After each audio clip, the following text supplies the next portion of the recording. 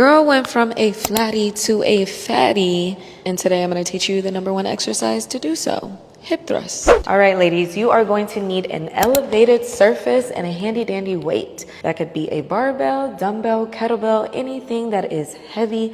So this could be sitting heavy, okay? First things first is your leg positioning. You don't want them to be too far away from you because that is going to target your hamstrings. And you don't want them to be too close because that is going to target your quads. As I mentioned earlier, we want to target the glutes.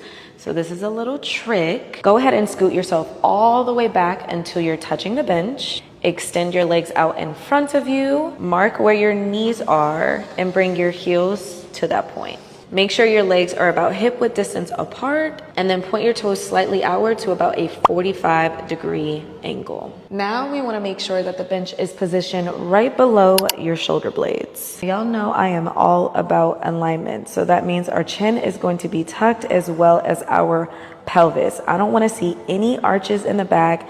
Everything should be pulled up and in while keeping your core tight. Begin to lower your hips while using the power in your heels to thrust yourself back up to the top until your legs make a 90-degree angle. Now, it's really important for you to pause and really feel the tension that you created before you begin to lower back down and thrust back up. Follow these instructions and watch your gains double in size.